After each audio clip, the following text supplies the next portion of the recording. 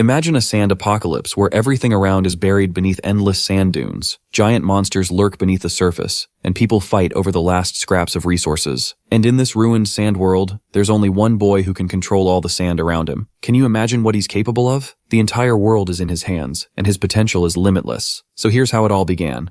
100 years ago, a beam of light struck Earth and consumed everything on the planet, turning the blue giant into one full of sand. What little was left of humanity built a stronghold of their own. Zeon, our protagonist, is a miserable peasant caught up in the middle of a few bastards who took joy in killing others. But our boy ain't no bitch because he responded back in kind, recalling how he never really killed a person. He had a small accident in which one guy tried to steal his stuff and ended up accidentally dying. The world has awakeners who are treated like gods. The thought that he had killed someone who had a connection to Li Jiryong, someone who is awakened, terrified him. This same bastard remained unaffected by the kid's punch and slammed him aside, using his awakened powers to teach the rat a lesson. Fortunately, an accident caused the vehicle to flip over, injuring this bastard in the process. The driver, at the edge of his life, shared that they're being swallowed whole by a Godzilla-sized sandworm. Zeon had to cling for his life, knowing that his time had come since he was a weakling, that if he only was stronger, things would be different. The sandworm swallowed him, except the boy actually didn't die, shockingly finding himself alive in the creature's insides. This man decided to become the next Paul Atreides because he saw everything. The destroyed structures of humanity all came flooding to his senses, showing him what became of their marvelous planet. At that moment, he awakened his first ability for the first time and instinctively chanted Sandblaster, piercing a shot straight through the creature's side. Now that he had the power in the world to live, Zeon dared against his odds that he would use the sand to survive against the impossible. Zeon can feel every tiny beat of his heart. It's as if his body has charged with incredible energy. Understanding that this is the process of awakening, he clenches his fist. Meanwhile, we get this insane scene of the sandworm from Dune about to devour the tiny human. The creature reaches to swallow him whole, while Zeon stands there with balls of titanium, refusing to stand aside. Shockingly, some dude quickly intrudes to save his life, expressing that the kid is in his face. The dude throws Zeon flying into the air, causing him to hit the ground with a heavy crash. My guy spits out sand and questions how the hell this random dude managed to step him like Minato Namikaze out of the blue. But the moment he looks back up again, bro is terrified to witness that this guy drove a blade into the sandworm's neck, shooting out tar-like blood out of its body. The man teases the creature for making him climb up so high, wondering if he should send it all the way back down. Preparing his kick, he decides to drive his kick straight into the sword, pushing the monster all the way to its death. Our boy is shocked to his senses. The fact that someone as powerful as this random guy managed to take out this sandworm is no easy feat. It's actually Zeon's first encounter with the sandworm, and before he could even process his reaction, a blue-haired cute baddie comes up to him and reveals that it's Captain Jang Yongbeom being flashy as always. Again, Zeon has absolutely no idea how the hell these guys are stepping him like that. It's like they're popping out of thin air while the chick is busy complimenting her epic captain skills. One look at her body is enough to make him realize that this woman is immensely powerful, but even more so, the kid is confused why his body has started to freeze up. Yongbeom expresses that a sandworm isn't even a tough opponent for him. Then he addresses Giselle, before looking to his side. The captain turns back to find these two mingling around. Giselle is playful and obedient to her captain, but she's having a hell of a time dragging Zeon around like a rag doll. In an instant, she overpowers my guy and pins him down, and I bet a lot of us would love to switch positions with this dude right now. Giselle playfully guesses the guy's rank and abilities, questioning what method she should use to find out. But just then, she notices something strange. The peculiarity is that Zeon is actually not an awakener at all. Pinned like that, our boy can't even believe what she's saying right now. Giselle continues to wreck his arm while telling the captain how the kid doesn't have a rank insignia at all. Zeon is confused, even reflecting that this chick might be blind because every awakener is meant to have an insignia. Watching the scene from the car, another teammate hollers at them to just hurry up already. Giselle asks for input from the captain, explaining how it's going to be weird if they just leave this fellow over here to die. I mean, our boy has complaints of his own because isn't this the same girl who nearly broke his arm just now? Yongbeom stares down at the kid meeting eye to eye, before instructing Giselle to throw the kid at the back since he seemed to be headed to the mine. And well, in the next scene, we have our broken little ride filled with a rowdy group. Yongbeom's team isn't exactly the most peaceful kind. They're causing a ton of commotion. Meanwhile, our boy is pushed to the back and tied up like he's some kind of luggage. He listens to their talks until sand drifts into the vehicle. In reality, it's actually Zeon manipulating the flow of the sand itself, confirming that he has indeed awakened his powers. At the same time, he doesn't understand why no one can see his rank insignia, and taking one look at it, he finds the mark strange too. The color looks orange, but it actually matches the same color of the sand. The illuminated light of a mark always suggests the classification of the awakener. In other words, magic types typically have blue classification, combat manics have red orientation, and though there has been information about other kinds of awakeners, it's the first time Zeon has ever heard about anyone being able to manipulate sand. Even as he does so right now effortlessly, it's one of a kind. Unfortunately, he also knows that it's an F rank, but the good thing is that he has infinite potential, allowing him to adapt like the desert. Our boy is happy with what he's got, hoping to hide his powers until the time is right, because eventually, this man will be able to control the whole of the desert according to his will, and by extension, even dominate the planet, which is making me wonder if Bro's a hero or villain at this point. Anyway,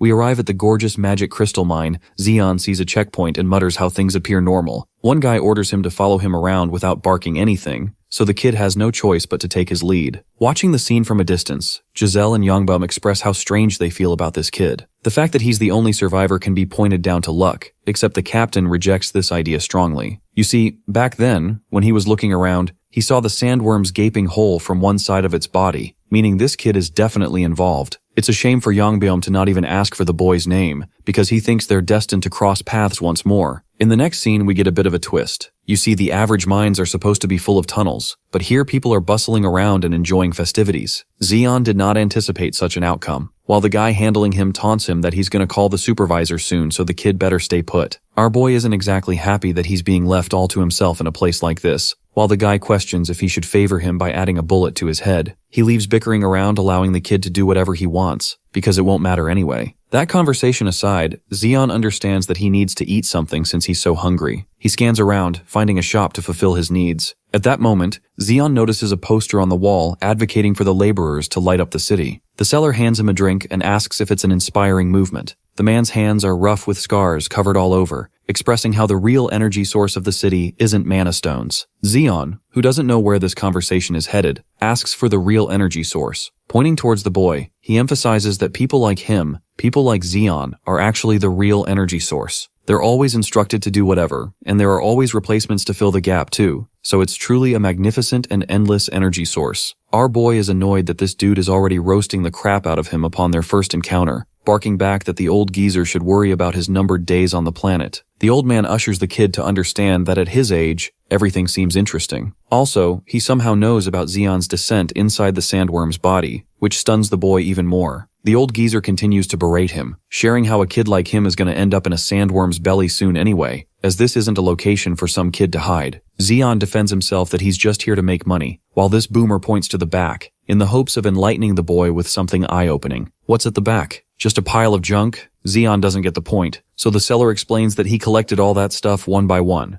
and then he drops the bombshell. They're actually the remains of all the people who came here before, who met the same reality the kid is going to meet. Everyone here tries to resist the temptation of heading into the mines, but that's just how tempting mana stones are. Afraid of the worst death imaginable, these newbies try to sell everything just to survive, holding on to dear life as they sell off parts of their souls. But in the end, none of this matters. Nothing gets better for them, and what things they gather only end up slipping away. All of them meet the same fate, so he's now found it easier to directly tell these people that the mine will consume them. This bastard has the audacity to state that rats like Zeon and the ones who came before him won't even leave a name behind, and that he's ecstatic to see the remains of the kid after his death. Ignoring his rant with frustration, he asks for the price. The old geezer asks for 10 sol, which is an amount so ridiculous that Zeon screams at him for it. Apparently, every resource in here costs a big penny. Even the skewer he ate earlier is no different. Zeon talks down on the quality of the meat, before revealing that he doesn't even have the kind of money he's asking for. While he's justifying and defending himself on how they're trying to loot him, he doesn't get that all the other butchers and workers in the area are drawing out weapons to cut him down. Yes, they're that merciless. Zeon goes on and on about how he won't pay a single penny, only for one bastard to come around and flank him from behind. The fear of death overwhelms our boy for one moment, while the old man throws a riddle to the kid, asking him how an old man like him even runs a business in a place so shitty. It's because the answer is, they're all corrupt. Zeon looks back to see that he is confronted by more than a dozen men, all lined up to cut his body to shreds. Acting like some kind of mafia boss, the old man amusingly asks what this kid is going to do next. Zeon roars that he doesn't have anything to offer, that it's pointless to ask for this kind of money for a drink. Maintaining the advantage in the negotiation, he happily suggests a solution, eyeing down Zeon's mana stone in his pocket, believing that it's a fitting repayment. Our boy is frightened how all the rumors about his actions have spread like an eagle, while the scumbag continues to urge him to toss the stone over, that he'll even pitch a fair price. Zeon slams a powerful refusal, expressing that he had to go hell and back just to get this stone. He wants to talk things out with the old geezer, but it's clear that his words don't mean anything, because right in the next moment, a muscle maniac grabs his head and slams it down the table, even suggesting that they bury the brat. Pissed off, Zeon activates a sandblaster, and boom goes this guy's arm flying in the air.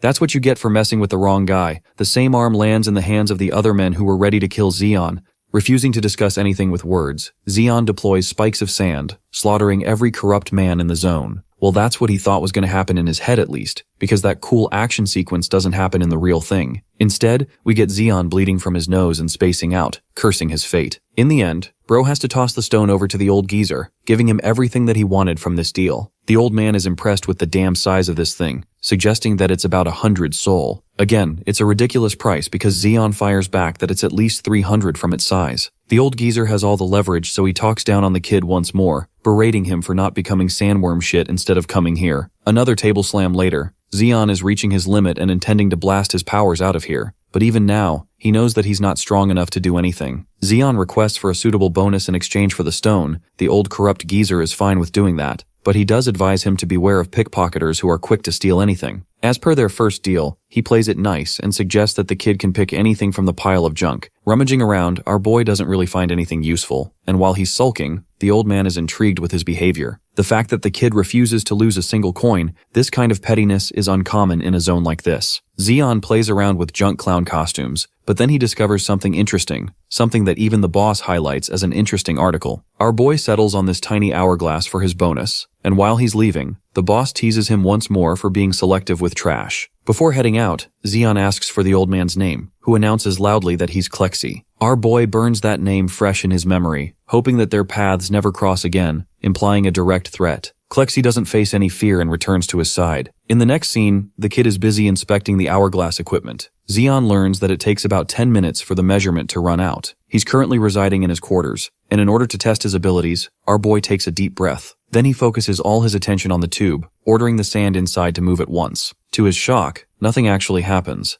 Bro humiliates himself by staring at the empty reflection, confused that his powers aren't actually related to awakening. His whole ability is a mystery, as he's never seen anyone use it before. But strangely enough, Zeon is getting weird vibes from the junkyard. This hourglass conveniently sitting there makes him think it was deliberately placed there, as if it was calling out to him with a new feeling. Before Bro could comprehend his feelings, an imbecile kicks the door down, questioning if he's the new kid who was brought here. Immediately, Zeon is cursed at and berated even more for not being at the mine already. Back Manhwa doesn't give no shits. Zeon tries to put respect on his own name by asking the dude to treat him nicely, only to get uppercutted straight to the face and launched to Kingdom Come. Manhwa gears up a second punch, shoving it deep inside the kid's abdomen, ordering him to shut the hell up. But that's not all. Zeon also gets stepped on like he's a piece of human meat, all because he upset this brute's ego. Manhwa calls him an unawakened loser who's got attitude issues, that people like him are meant to lay low and eat a beating to save their lives. After feeling satisfied beating a kid up, he orders Zeon to quickly start following him. Our boy gets up without chickening out.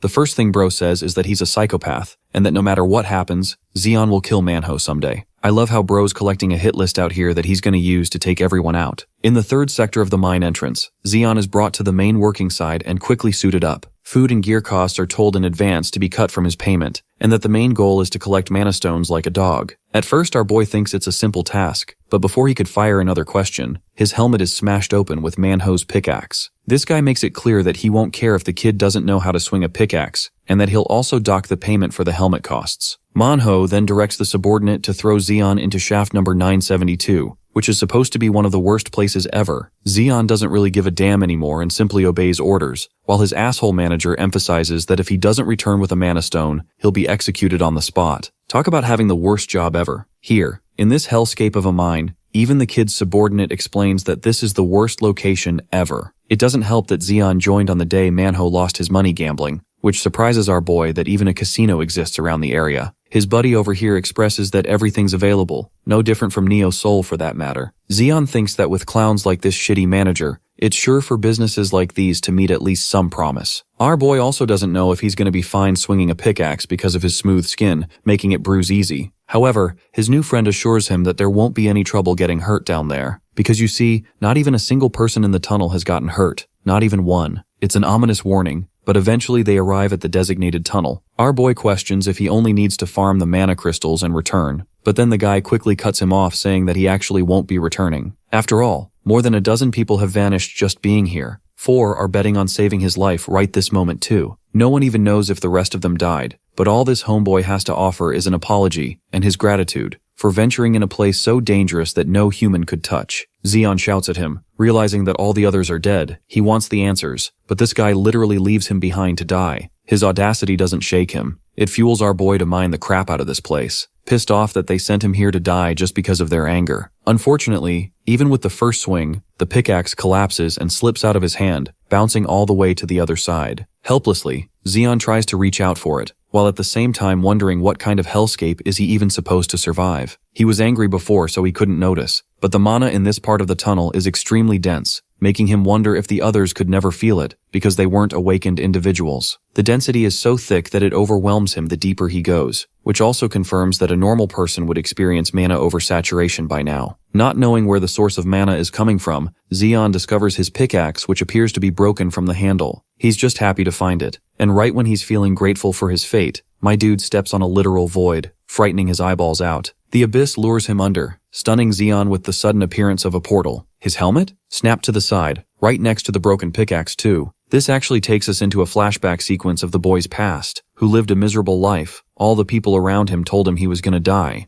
The little kid had to fight tooth and nail just to make amends, and was beaten several times, all because he wanted the basic luxury of eating well. Every time he had a dream, others squashed it for him, and in the end, he even managed to kill someone, consumed by the feelings of both fear and guilt, thinking that his life was gonna be over now. The boy ran as fast as he could to get to a kind of life where he didn't need to worry about dying. Lee Jiryong's name haunted him. Back to Zeon, we observe his knocked out state after falling from the portal. Gathering himself, he gets up, questioning why this place feels so hot. After quickly taking notice of the surrounding ash, he curses his fate, because you see, this little hellscape led him directly into a fiery, dangerous dungeon. A stone stumbles its way past to Zeon, who grabs it, before realizing that this thing is scorching hot. Bro tosses it away immediately, cursing at the damn thing. This confirms one thing, that this dude is not in a dream. But the good thing is, the people in Neo Soul already have the experience of preparing for a dungeon descent. Sure, his hand is scorched right now, but he understands that this is volcanic ash. In other words, if Zeon doesn't make it out of this place soon, he'll be in deep trouble. Ripping off a piece of his pants, he quickly bandages his mouth, externalizing that if this dungeon has an entrance point,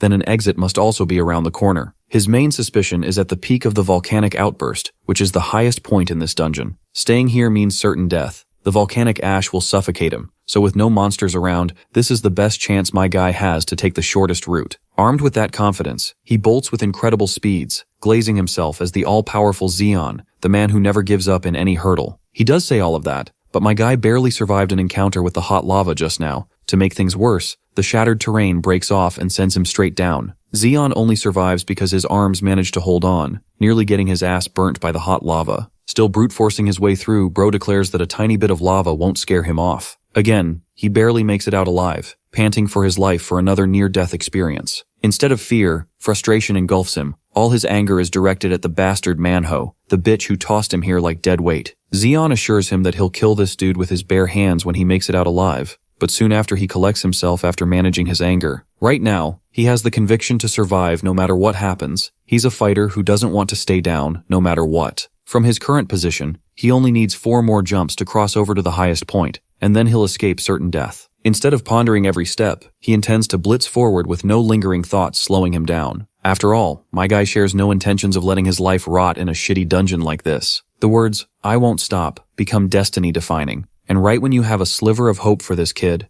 Godzilla's younger cousin explodes out of the lava to devour him. The creature successfully snaps him into his mouth, before splashing into the bubbling hot lava once more. Interestingly, this giant alligator continues on with its day like nothing happened, but then its eyes quickly dart up towards a hanging cliff. Zeon has actually survived. He managed to reach the other side and holds on with his powers for dear life. The good thing? This difficult encounter has taught him that he could also manipulate volcanic ash to some extent, which helped save his life just now. He descends next to the monster's snout, nearly passing out from the engorging intense heat. The dungeon is way too harsh. Just the soul environment here is worse than the inhabiting monsters bro has to deal with. With the current situation, my guy can just sense his nose burning from the inside, causing him trouble just having to breathe. His consciousness is wavering, and with flickers of light left, the thought of death crosses Zeon's mind for God knows how many times. Refusing to quit and channeling the spirit of David Goggins, this man gets back up, reminding himself of his own words from earlier. My man's motivation is that he hasn't even had a girlfriend yet, so dying here wouldn't be fair. I'm starting to think he's Denji's cousin from Chainsaw Man,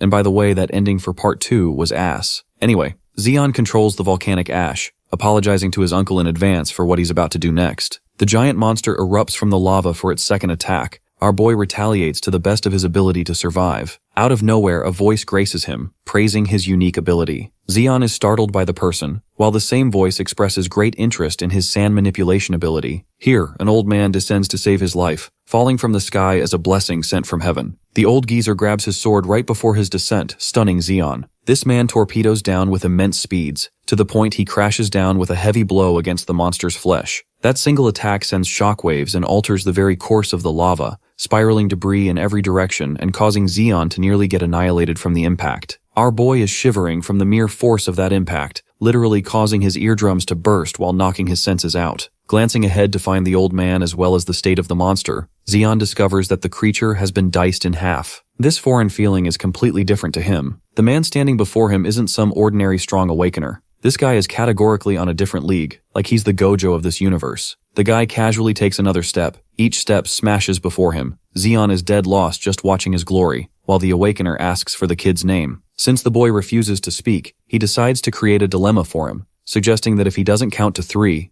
bad things will happen. The countdown starts, with the old man gearing up in preparation, and the moment it hits 1, he's already looming over the boy like a ghost from hell. In the end, he doesn't do anything to Zeon, questioning why the kid looks geeked out. In reality, our boy can barely hear this man's voice thanks to his eardrums getting rammed. The list of injuries he has are piled up, but the old man doesn't understand this part. The awakener draws his sword, thinking that he should simply cut this boy down if he refuses to talk. The boy regains his hearing and panics, affirming that he doesn't know what's going on, begging for mercy. This is good news to the awakener, who's happy to know the kid isn't a lost cause. He reiterates and asks for the boy's name, who exclaims that it's Zeon. This guy is so hilarious he judges our boy for having such a pathetic name, making Zeon wonder what kind of name this dude even has to act so Sigma. At that moment, this old overpowered geezer obliterates a boulder, expressing that he's Diodin, and though he introduced his name, our boy has no idea what the hell this old man is doing right now. The awakener is confused and asks the boy to clarify, so Zeon roars that he's being called a dumbass and threatened for no reason,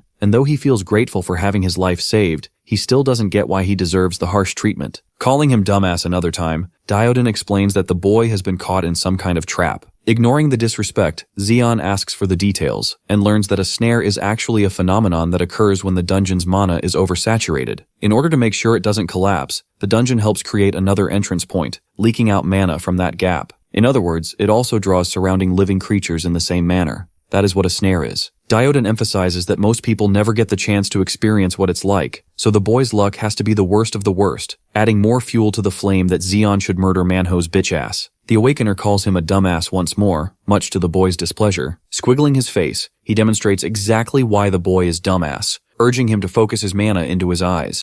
Zeon doesn't get what he means until he actually does that, condensing his mana into his eyes. The idea is to use mana to look, helping the boy see through things that he's never seen before. He's terrified of what lies ahead, while Diodin is glad that the kid can finally understand what he's dealing with. The magic beast he saw is a creature with stealth abilities, making light work of its prey before they even know what hit them, just like our boy was about to get swallowed. The same creature was in front of him this entire time, and yet Zeon could not detect even a trace of danger. By the way, earlier when he cut down the boulder, Diodin was actually cutting down this second monster, because without the old man's help, our boy would have died without even knowing what hit him. That makes it twice the number of times this man has saved his life, begging the question of just how powerful he is. In an effort to ease his curiosity, the boy desperately asks for Diodin's real identity, who calls him dumbass again, scolding him that he's just good old Diodin. Zeon shouts at the overpowered old geezer, asking how he is this strong. When he questions where they even are, Diodin tells him that they are inside a dungeon. The old man casually calls the scorching place his hunting ground and tells the boy to pay close attention since he is about to show what he can do. The worn-out-looking man then pulls out his sword and shouts out "Crayon." The moment he does, shockwaves spread through the area, forcing Zeon to cover his ears. At first, Zeon has no idea what is going on, but when he looks around, he realizes the dungeon is actually crowded with flame-bird-like monsters swarming everywhere. Diodin looks excited at the sight of the fight and tells our boy that he is on his own now and should figure out how to survive. Zeon gets thrown into a life-or-death situation and starts cursing the old man. He looks around, trying to think of anything he can do, but it becomes clear that he is completely surrounded and has nowhere to go. The monsters move far too fast for him to track properly or even dodge in time. They keep landing small attacks on him while tearing apart his clothes bit by bit. Zeon cannot even find a way to escape, and he starts wondering why the creatures keep targeting only his left side again and again. He looks up and desperately tries to shoot sand at the flying beasts, but they easily avoid his attacks and respond with multiple strikes of their own. Our boy feels completely useless compared to the old geezer. He tries to protect his pretty face by raising his arms as attacks keep coming at him from every direction. Zeon realizes that he is going to die soon if he keeps goofing around without doing anything. He feels pathetic thinking that he might die even after being saved twice by the old man. At that moment, he recalls the scene when the old-timer appeared in front of him once again and called out to him. Zeon tries to hear what Diodin is saying, but his ears are ringing badly and he cannot listen properly. He recalls how the old man told him to see through mana instead of relying on his eyes. Even while calling himself a pathetic loser, he refuses to give up and starts searching for a way to sense enemies that his vision cannot track. He slowly gathers mana into his eyes and works on increasing its purity step by step. He focuses hard and tries to feel the flow of mana just like the old man suggested,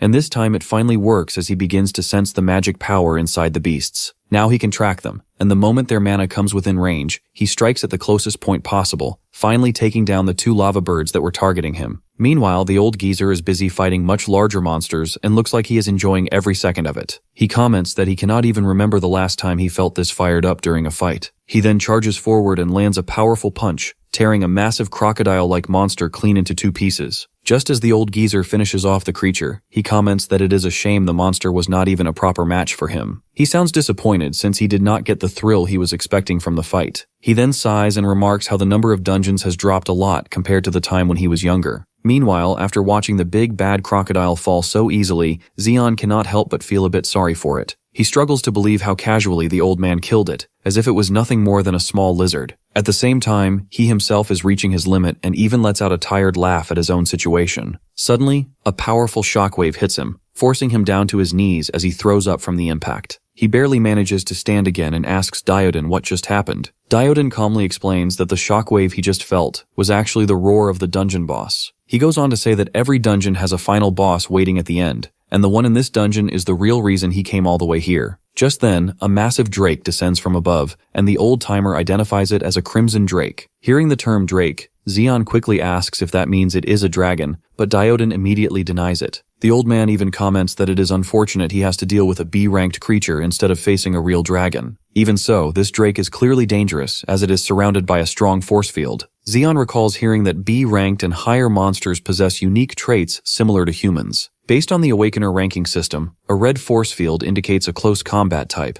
but when he notices the aura around this drake is blue, he shouts out that it means the creature is a magic type. Before they can react further, the drake unleashes a black flame attack straight at them. Zeon is frozen in shock, unable to even close his mouth, and in fear he loses control completely. At the same time, the old geezer leaps straight toward the source of the attack and brings down his massive sword directly onto the drake's head. The drake quickly recovers and swings back at the old-timer with its claws. Diodin moves to counter the strike using Crayon, but in an unexpected turn, the geezer ends up caught within the drake's grip. The creature immediately takes advantage of this opening and prepares to unleash a fire breath at close range. However, Diodin reacts in time and forcefully shuts the drake's mouth, trapping the flames inside it. He asks the monster if it can feel the pain, and then tells it not to worry because he is about to end it for good. Tightening his grip on his sword, Diodin pushes forward and engages the drake once again, declaring that this will be the last day it stays alive. Meanwhile, Zeon is running for his life. He finds himself stuck in the middle of this overwhelming fight where he cannot even stand still to defend himself properly. He quickly uses his ability and forms a sand wall behind him in an attempt to block the incoming shockwaves. He shouts at the two of them to take their fight somewhere else, while wondering how simple shockwaves can cause this much damage to him. On the other side, the old-timer is clearly enjoying himself. He shouts that this feels just like being at an amusement park. Just then, another shockwave rushes towards Zeon, and this time it comes too suddenly for him to react. He realizes he is done for and gets thrown far away by the impact. He lands in a brutal way and ends up being flung toward the magma, leaving the poor boy frozen as he realizes he is about to die as a pathetic loser who couldn't even find himself a girl. The story then shifts to the old fart, who clearly does not care at all about what happens to our boy. Instead, he keeps bullying the Drake and calls it a disgrace to all boss monsters for fighting so pathetically. Pushed over the edge by the non-stop insults, the Drake charges up another breath attack. Seeing that, Dioden smiles, because he did not expect the weakling to have something this fun hidden up its sleeve. The concentrated magic breath tears through the air, obliterating almost everything in its path, and growing larger the farther it travels. After a while, the Crimson Drake finally stops, convinced the madman must have been turned into dust by now. But the moment it hears his voice asking if it is looking for someone,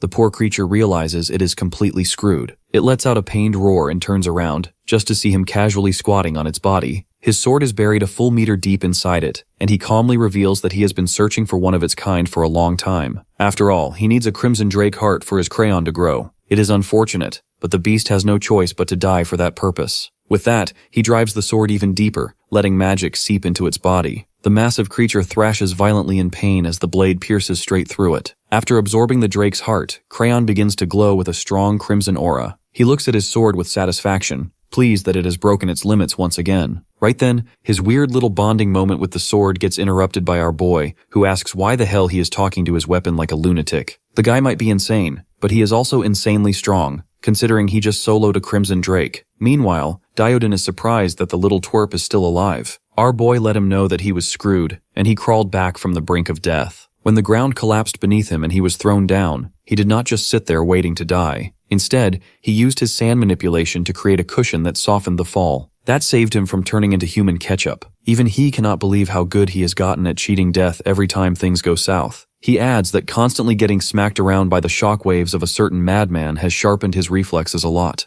Dioden is mildly impressed by that, but right now, there is something far more important to deal with. The old man suddenly grabs him by the shirt like he is handling a clueless toddler, telling him the dungeon is collapsing now that the boss is dead. They need to get out immediately, but our boy is confused about what that has to do with him getting picked up like groceries. The old fart bursts out laughing like he just heard the greatest joke of his life, not because it was actually funny, but because of what comes next. Without warning, he yeets our boy into a tiny black crack that opens in front of them and casually yells, "See ya." Mid-flight, our boy fires off every curse he knows and calls him worse than that bastard Park Manhwa. A second later, he gets spat out on the other side as the black hole cracks open and ragdolls him across the sand a few times. Spitting sand out of his mouth and completely disoriented, he wonders where the hell he ended up now. Dioden calmly explains that they are on the surface. When a dungeon boss is defeated, cracks to the outside open up as exits. Hearing that, he immediately starts complaining that they could have just walked out instead of getting tossed like trash. The old man finally loses his patience and makes one thing clear. He admits that the kid's sand powers are actually quite useful, but in his current state, he is more useless than a blunt knife. Because of that, he gives him two choices. He can head south to New Soul City and keep living like the same dirt tier nobody he has always been. Or he can choose the fun path. Under his guidance, he will go from a clueless moron to a stronger and faster moron. Zeon is thrown off by that, and asks what exactly he means by following him, and more importantly, how long that would even take. The old warrior bluntly tells him he has no idea. It could take months, years, or even decades. Even he can't predict the future. Faced with a choice that could completely change his life,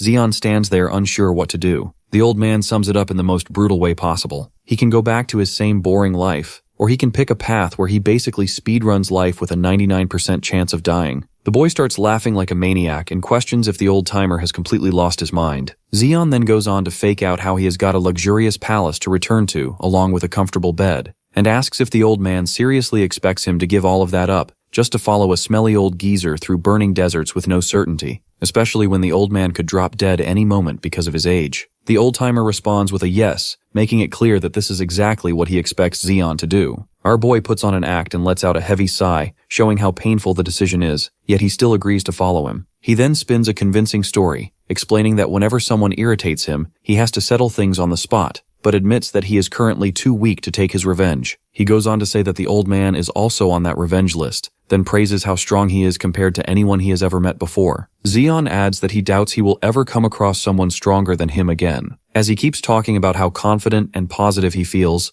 the old-timer cuts him off and mocks him, asking if that means he is confident about dying early. Zeon denies it and clenches his fist, declaring that he will become stronger than everyone else. The old geezer replies that with that kind of attitude, he is only heading towards an early ticket to the grave, then tells him to keep following. He continues calling him a dumbass while saying that they still have a long way to go. As the story moves forward after some time, Zeon is drenched in sweat and barely managing to keep up with the old man's pace. He calls out to him, asking him to slow down and take a break since they have already been walking for 6 hours. He keeps shouting, but the old-timer completely ignores him and continues walking in silence. Zeon shouts at himself, saying he is not some moody teenager and wonders why he is dealing with all these sudden mood swings. The heat around him is unbearable, and he starts thinking about just how high the temperature must be. On top of that, the loose sand makes every step difficult, and he begins to worry that he might collapse from heat stroke at this rate. Just when he is about to give up, the old-timer finally turns his attention toward him, as if he had been waiting for this exact moment. He calls him a fool who cannot even make use of a small part of his own power. When Zeon looks confused, the geezer reminds him that he is a sand manipulation user, yet he is struggling to even walk properly on sand, which should be the easiest thing for him. When Zeon tries to defend himself by saying that he only awakened a few days ago and is still in F class, Dioden immediately gets annoyed. He tells the boy to stop talking nonsense, making it clear that he does not care about his class. He then questions him, asking if he really believes that people are born as S-class, while he alone is the only one stuck at a disadvantage. The old-timer grabs the boy by his collar and asks him if he is planning to give up just because he thinks he was not blessed. He keeps shouting until he loses his temper and puts the boy back down into the sand, telling him to figure out how to use his ability on his own. Dioden tells him to use his brain and understand his own power, since he should know it best if he wants to break past his limits and become stronger. Just when Zeon starts thinking that the old man might actually be somewhat reasonable, Dioden suddenly starts shouting again and threatens that he will be dead if he cannot figure it out. Zeon starts over again and focuses on his ability. What he knows is that the range of sand he can control is only about 5 meters. He then analyzes the situation and realizes the sand is only ankle deep, and if he can somehow make it as solid as a floor, he might be able to save more energy while moving. Our boy tries to condense the sand and make it solid, and he finally succeeds. Walking in the scorching desert suddenly feels like a breeze for him. However, he soon realizes just how much mana is being drained from him, and he understands that he may not be able to keep this up for long. Zeon then shifts to plan B and tries concentrating mana into his legs instead. This also works surprisingly well. Seeing him full of energy and trying again and again, the old-timer secretly smiles, remembering his own days when he was also an energetic youngster. Even though Zeon keeps saying that he is just an F class, Dioden remains confident that his control over mana and his potential should be at least level E or D. The old man sees clear potential in the boy. Just then, Zeon discovers something new and starts making a fuss about it. He runs up to the old-timer while shouting that he is simply controlling the sand touching his feet and that walking has become much easier now. As he starts getting cocky and even shows the old man his middle finger while challenging him to do the same, the old-timer punches him on the head. He tells the boy to stop wasting time on useless things unless he wants to drop dead. Zeon falls down immediately and loses consciousness. By the time he wakes up, he finds his dirty face pressed against the sandy floor in the dark. Munching on some beef jerky, the geezer says he is glad the kid finally woke up. It was a real pain carrying him all the way here. As our boy tries to sit up and complains that his whole body is wrecked with injuries, the old fart tosses him a wad of jerky. Then, he tells the kid to carefully listen to a story from his younger days. According to him, those were the good times, back when being weak would not get you killed. In fact, protecting the weak was considered the noble duty of those with power. But that world is long gone now, and he clearly misses it. Storytime ends quickly, and the guru geezer tells him to get up already if he isn't a fan of dying. Our protagonist quietly listens to his teacher instead of talking back. To his surprise, the old man throws him another piece of jerky. The story from long ago makes him realize that the geezer actually has a lot of wisdom. Dioden looks like a dried-up relic, but he carries decades, or maybe even centuries of experience. While watching him eat, he notices something interesting. Even with those ancient worn-out teeth, the old man has no trouble with the jerky. Just by observing, he figures out the trick. Instead of chewing it straight, you soften it with saliva first before biting into it. It is the right way to eat jerky in an arid, dry desert like this. It feels like the old man is not just feeding him, but slowly teaching him how to survive on his own, like showing a man how to fish instead of handing him food. After that, the two head out again under the cover of the night sky. Along the way, he keeps nagging his teacher for another piece of jerky, but the old fart tells him to zip it. Sometime later, the cold starts hitting him hard. He begins sneezing nonstop,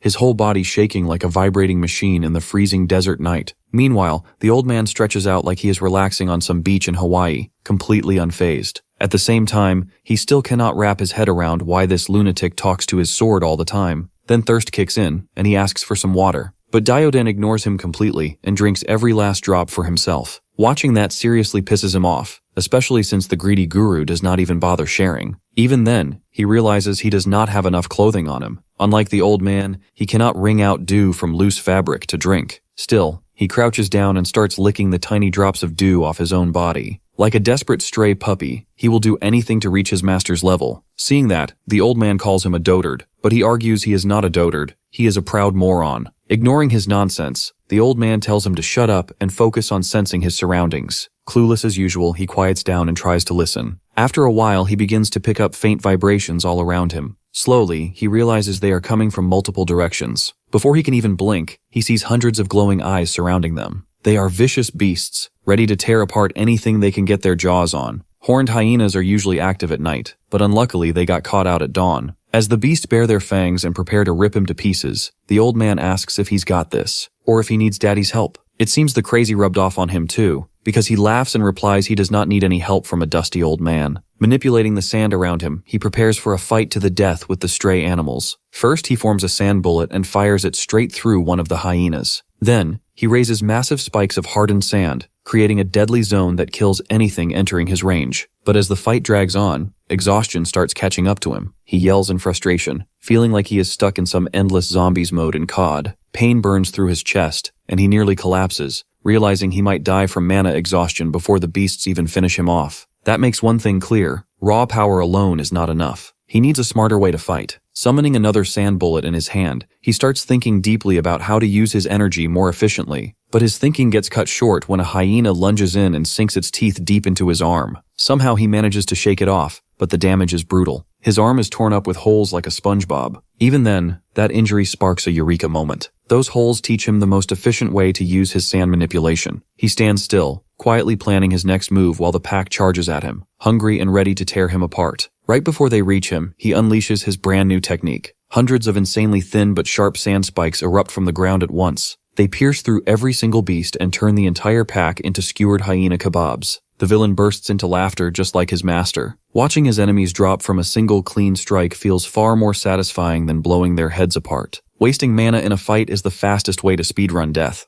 Meanwhile, his precise spike traps that punch clean holes through targets are peak efficiency. Compared to him, the old geezer fights way slower, taking enemies head-on one by one. The hyenas latch onto his arms and bite in, yet the lunatic just laughs like they are tickling him. After having his fun, a violent glint flashes in his eyes as he finally gets serious. The moment Zeon sees that insane expression, he immediately understands what is coming. He braces himself, already dreading dealing with this madness again. With a nasty grin, the old man commands Crayon to annihilate his enemies. In an instant, explosive power erupts and sends shockwaves that blast away sand and beasts alike. Our boy barely manages to shield himself with a wall of sand, while the hyenas are launched like cannonballs into the distance. When everything finally settles, he just stands there in disbelief. The epicenter of the blast and the trail of destruction stretching ahead leave him completely speechless. That makes him question if Dioden is even human, because no normal person could pull that off without using some kind of skill. At the same time, he realizes that getting arrogant around a monster like this is a fast way to die. Meanwhile, Dioden starts coughing hard, choking on the dust he kicked up himself. Taking advantage of that moment, the alpha of the horned hyenas lunges in and pierces him with its lightning-charged horn. Caught off guard, the old man looks down in mild confusion, wondering why the beast has some kind of magic field around it. He clearly underestimated it, since this one is at least B rank. Seeing him in a life-threatening situation, Zeon panics and shouts for him to watch out. Turns out the worry was completely pointless. Dioden casually grabs the hyena's horn like it belongs to him, barely reacting to the crackling lightning surging through it. Our protagonist hits an error 404 screen, unable to process what kind of quantum physics he is witnessing. Even the alpha gets weirded out and backs away when she sees the old freak enjoying her lightning like it is soothing his sore muscles. After his massage, he lets the poor sucker know it's the end of the line. He jumps onto the alpha and drives his sword deep into her body, spraying blood all across the battlefield. Watching that, Zeon realizes he was an idiot for ever worrying about this man. After the fight, the two begin harvesting useful materials from the horned hyenas. Wearing the alpha's hide, our boy asks Dioden when they are finally leaving. He is surprised to see the old man even taking the horns, explaining they are valuable materials for crafting lightning-based weapons. Out of nowhere, the old man tosses him a dagger, handing him a weapon to hunt with. He makes it clear that from now on, the kid has to find his own food. No more freebies. Since horned hyena meat is mostly poisonous, one wrong bite would kill him. Only the muscle from the flank is safe to eat. As Dioden casually cuts out meat himself, he notices the kid just staring and snaps at him to stop gawking. If he wants to survive, he better get moving and secure his own food before sunrise. With that, our boy starts harvesting meat on his own until the sun finally rises. He already looks more experienced compared to before. Even though he still lacks a proper water source, he has plenty of meat stored in his satchel. On top of that, his sandwalking skill makes it a breeze to move during the day. Getting a bit cocky, he taunts the old man,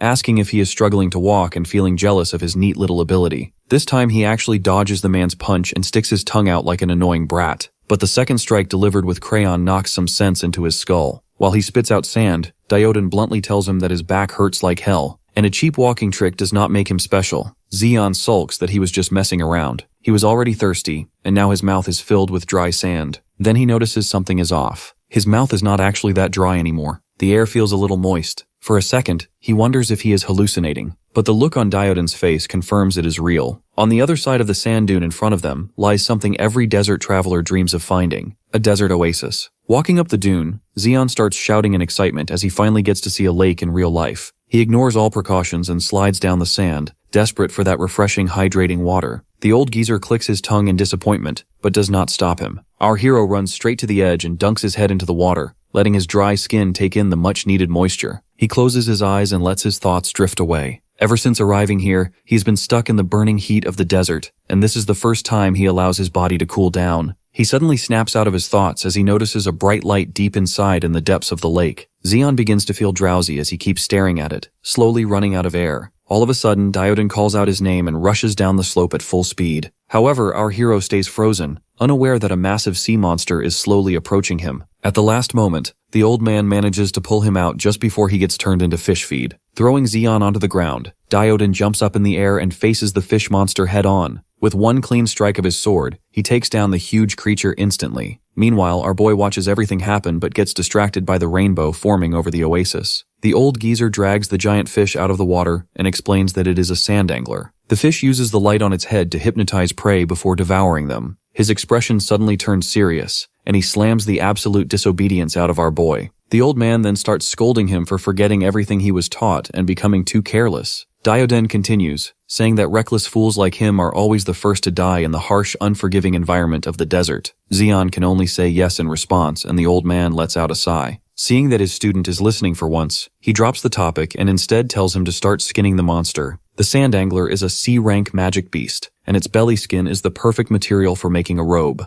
Our boy gets confused and asks if the old geezer really needs a robe, which nearly makes him lose it. Having reached his limit for stupidity for the day, he starts roasting the boy and calls him dumber than a brainless starfish. Our hero comically starts bleeding out of his ears again and quickly apologizes with a nervous smile. The old man continues, saying that even though the fish has mutated a lot, it still resembles the species that once lived on Earth. He tells Zeon to look at it carefully since this is his first time seeing a real fish. Our boy comes to the conclusion that fish are really horrifying and then gets to skinning. Seeing how badly he is handling it, Dioden tells him to stop treating the fish like he is giving it a massage to his grandma. Our hero tells him to mind his own business, but then focuses back on the task. He realizes that the skin is too tough to cut with a normal knife. Zeon then channels mana into his blade, sharpening it so it can cut through the skin easily. He uses the knife to scrape off the scales and turns them into small needles. For the thread, he decides to use the tendons that connect the meat to the bones. Even with all his Oscar-worthy ideas, the final result turns into a complete mess of a robe.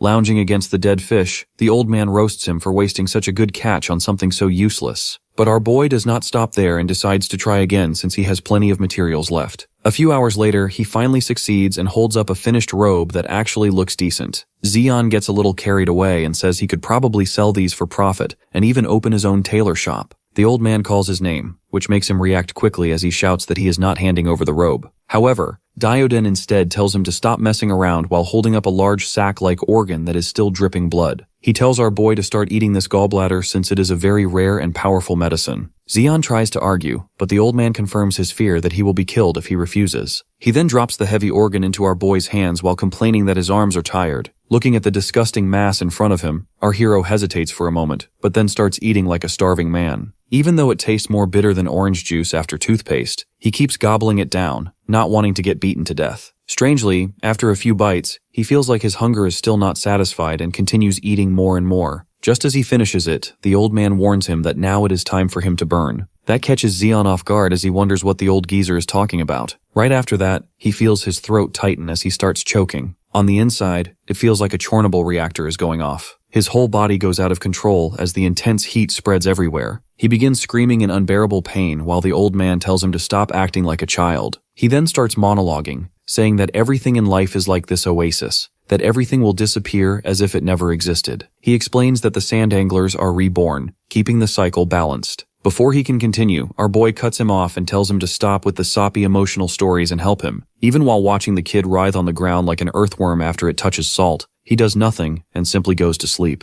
The next day, Zeon finally opens his eyes and sees the old man staring down at him with an evil smile. That nearly scares the soul of his body, and he shouts at the old man for nearly giving him a heart attack. They exchange a few more nice words before the old man asks how he feels now. Our boy then realizes that something in his body has changed. He feels much lighter, his muscles feel stronger, and the mana inside him feels close to overflowing. Testing his new and improved powers, he asks what happened since it feels like he has taken some super soldier serum. The old man explains that it is because of the fish's gallbladder. He says that the organ works like a cheat item for surviving the desert, making a person much stronger. It is something very valuable, which makes our boy feel uneasy that he was allowed to use it. Dioden brushes it off, saying he only did it because the kid was too weak and he did not want to slow down because of him. Zeon argues that he is useful at times, but the old man tells him to be quiet and start eating since they are not leaving until the fish is fully consumed. 4 days later, they finally manage to reduce the sand angler down to nothing but clean bones. The old man then says it is time to move again.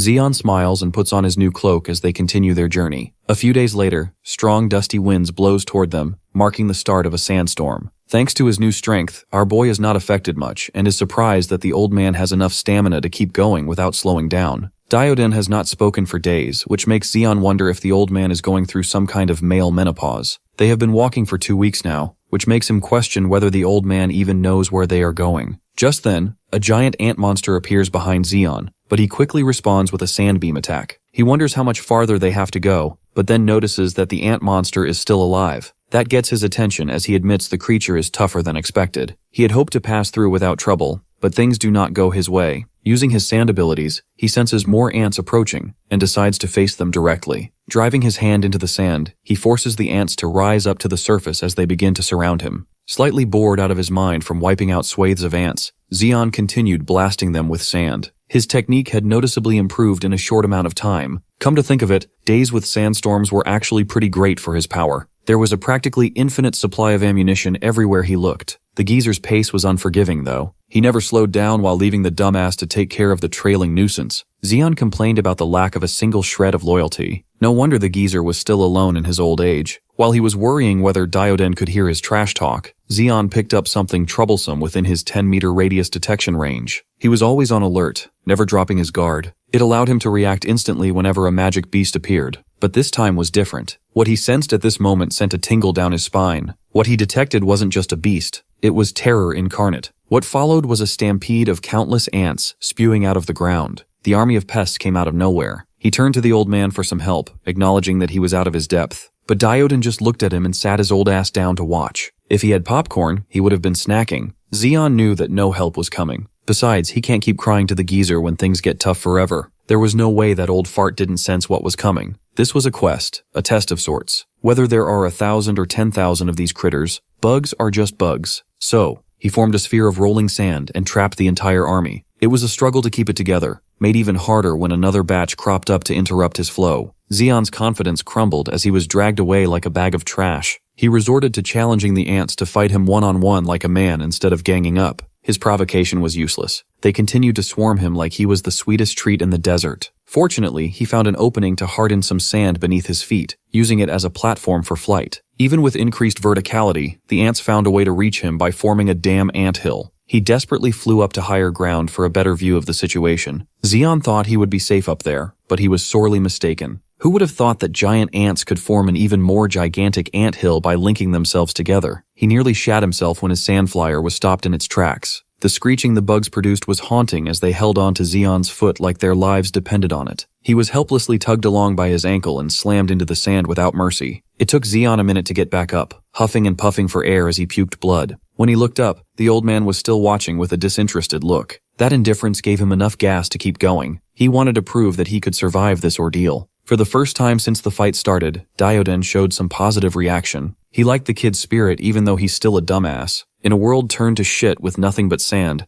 Zeon's ability is nothing short of a blessing. After all, he could have used and honed that power to live a life of luxury, but that would have been the end of it. A shallow existence. Those narrow-minded idiots are obsessed with illusions. They don't even know why the world became like this in the first place. An awakened is meant to master, utilize, and evolve their own skills to the absolute limit. This power is not meant for some factory-made cookie-cutter soldier. Diodon might be one of the very few who still remember. Most have forgotten about the tragedy that shook the very foundations of the world 100 years ago. Back then, Diodon was useless beyond help. He had lost count of how many people died in vain right before his eyes. His comrades, neighbors, and even his family were victims of the catastrophe. What hurt the most was the loss of his daughter. He had never felt so powerless. He lost everyone important to him while he froze like a total fucking idiot. This kid, Zeon, is different. He never faltered, even when the odds were unfairly stacked against him. He might have the potential to become anything he'd want to be as long as he's insane enough to throw himself into the fray, crossing the line between life and death. From tiptoeing that line, one will undoubtedly grow at an astonishing pace. Looking like he had lost any semblance of sanity, Zeon laughed at the face of the ant army. In the middle of the battle, he devised a skill that created an ultra-high-pressure compressed sand missile. It was a simple and crude invention, but its destructiveness was the real deal. Each missile he launched was packed with compressed gravity, wind, and every bit of energy he could use. It was greater than the sum of its parts,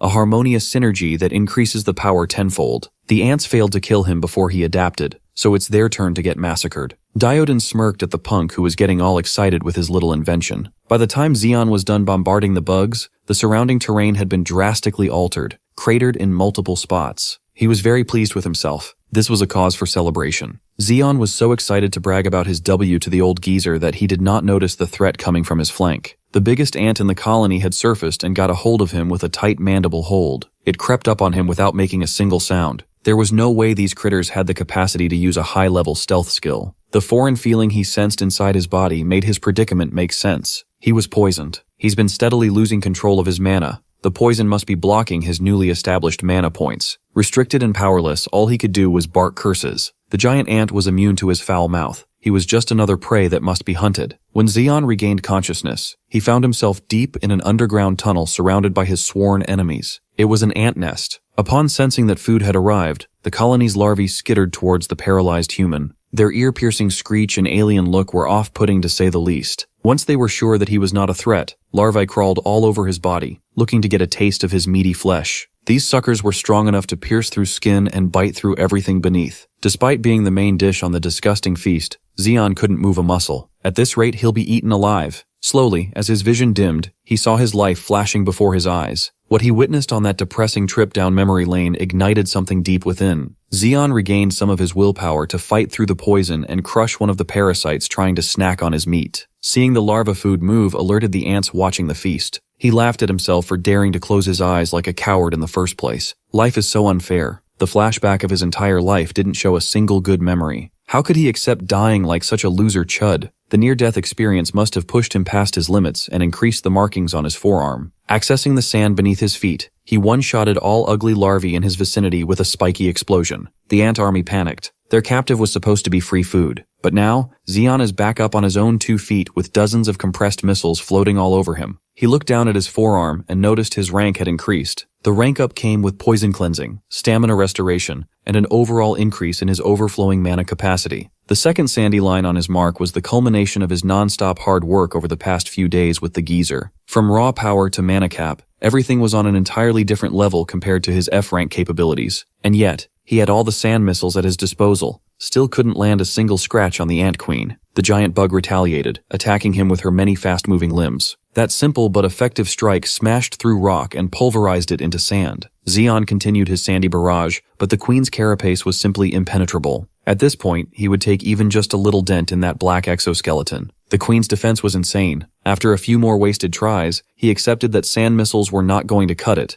no matter how compressed and destructive they were. In that case, he'll just have to rethink his whole strategy. There must be a way to break an unbreakable armor. Smashing and piercing were out of contention. Maybe he could try to rip the tough carapace right off. To do just that, Zeon manipulated every grain of sand he could control to completely blanket the queen's entire body. He pictured a tight ripping motion around the hard shell in his mind, twisting and peeling the whole thing off from the flesh. It effectively made the queen screech in pain. In retaliation for his brutal attempt at undressing a queen, she started coalescing pure mana in her mandibles. She did not fight against the rip, but instead readied a fearsome ranged counterattack. Zeon was not the only crazy bastard in this ant nest. The mana gathered produced ultra-high frequency waves that made his ears bleed. At this rate, his brain might just explode from the pressure. The straightforward fight from earlier had turned into a battle of grit and pain tolerance. Zeon thought his crazy plan to undress the queen was a good play. Who would have thought that the colony's leader had something up her many sleeves? Bleeding through his ears and eyeballs, the kid welcomed the challenge, even though there's a good chance he would die. It was truly simple. Whoever dies first is the loser. This guy was a true hater. He would readily die with his enemy if there was any chance of winning. The agonizing standstill came to a close when Zeon felt his consciousness shatter. Something snapped inside his body, severing its connection with his mind. He might have reached his absolute limit in there. His useless body could not keep up with the challenge. He's tired of being so pathetic and weak. The geezer must have heard his innermost thoughts while he was picking Zeon up from the dirt. With that easygoing smile, Diodin reprimanded the fool for almost dying. Miraculously, Zeon re-established the connection between his body and mind. He even joked that he'd let the geezer have the last hit.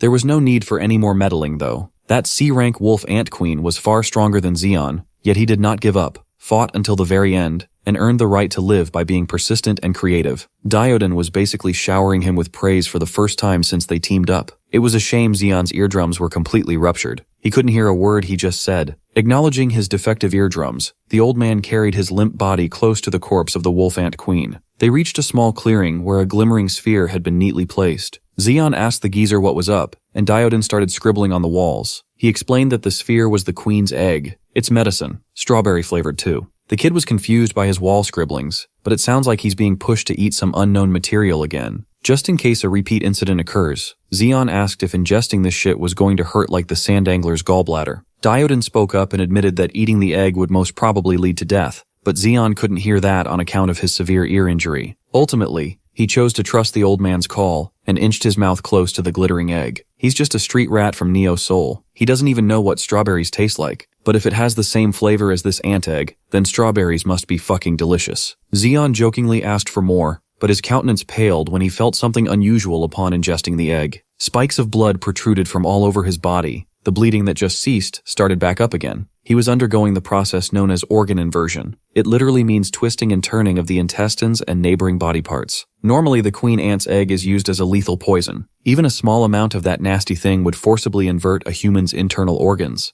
The consumer's organs are pierced and twisted. They were being stirred by a thorny stick. Most people would undoubtedly die from the agony and shock of organ inversion. As the debilitating pain clouded his mind, Zeon cursed at the old man for putting him through hell time and time again. Then again, Diodin was just trying to increase his chances of survival in this crazy world by letting him experience a level of pain that would break the strongest wills. The next phase of organ inversion was throwing up gallons upon gallons of blood like a leaky faucet in a horror movie. At this point, it's a miracle that Zeon was still standing. Slowly succumbing to blood loss and going into shock, he started to reminisce about the past few days of adventure. He thought he finally found someone to trust, but Diodin might just be a sadistic old fart after all. Maybe he was just another dumbass to Gramps. Slipping and falling into his own pool of blood, Diodin watched and let him writhe on the ground. While the kid was convulsing down there, the old man rummaged through the queen ant's corpse. It did not take him long to find what he was looking for, yanking out a piece of shiny material from the queen's lower half. He giggled. As expected, a beast's mana stone is on a completely different level from the minded stuff. This one was nothing short of a jackpot. Diodin deemed the ant bodies useful in the future, so he stored them in some independent space. His recent actions earned him the ire of his sword, Crayon. He admitted that he might have pushed the kid too far this time. Still, there was no other way. If he's weak, he dies. That's just how fate works. Besides, Crayon knows as much as the geezer that they don't have much time left. By sunrise, Zeon continued to beat unbeatable odds by waking up after napping like a blood-drained baby. The first thing he saw was that annoying smile plastered on a wrinkly face. Instinctively, the disrespectful brat attacked his mentor. Diodin firmly warned him against kicking up dust while he's still being nice. Zeon was not listening. He had a much more potent batch of sand missiles loaded and locked onto the geezer's position. Diodin tried to warn him against acting out, but the kid actually went through with the attack. You can't blame him either. He was moving on autopilot. Zeon was acting purely under the impression that the old man tried to kill him on purpose. His sand buried Diodin deep. He was moving and speaking like a vengeful spirit with a grudge to settle. In addition to the waves of sand, he also accessed the spiky stalactites hanging from the walls of the ant colony. He used the fine grains to cut off one of the giant spikes, bringing it down on the old man. That series of attacks completely gassed him out.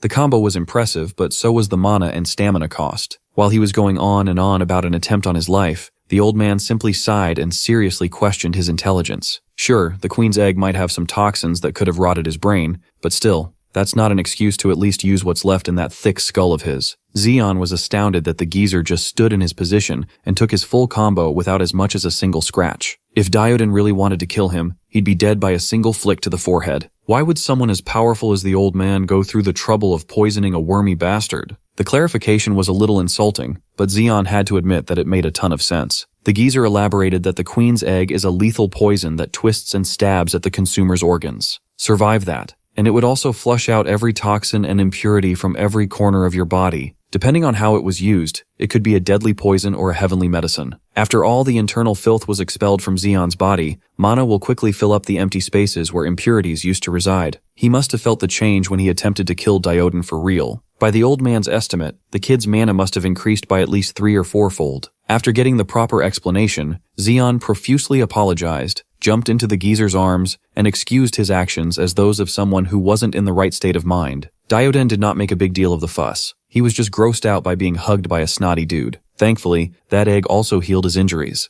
His eardrums are intact again, and he could hear insults once more. Zeon refused to let go despite the geezer's protests. Internally, Dioden was conversing with his blade about the risk they took in letting the kid eat the egg. In truth, Zeon was only partly faking his tearful apology to avoid angering his eccentric mentor any further. Still, the geezer thinks that the risk was worth it. If the kid doesn't get strong fast enough, he'll be nothing but dead weight. Sometimes reckless gambles pay off, like today. Dioden picked up Zeon like he weighed nothing. It's time to get out of this gloomy ant colony. He was a bit confused as to why the old man grabbed him again when he was now perfectly capable of walking on his own. Well, since they have wasted enough time underground, there's only one quick way to resurface. When the old man pointed at the spiky ceiling of the colony, Zeon knew that he was getting hurt whether he approved or not. A few moments later, the peaceful surface of the sandy desert was interrupted by the sudden emergence from below. Dioden was fun, taking charge and going fast. Zeon was not a big fan of his reckless pace, though. Why can't they just travel like normal people for once? The geezer would have been open to the idea of leisurely traversing the barren land if the dumbass had not slept for 4 straight days. Dioden felt bad for whoever would marry this pathetic kid in the future. The joking and teasing paused when the geezer saw something from a distance. Zeon alleged that nothing could surprise him anymore, but quickly shut his trap as soon as he followed the old man's line of sight. Up ahead was a giant land tortoise the size of a small island. The beast was nearly 30 kilometers away from their position, but its sheer size made it very visible. Dioden explained that the tortoise was known as the mobile fortress, Archelon,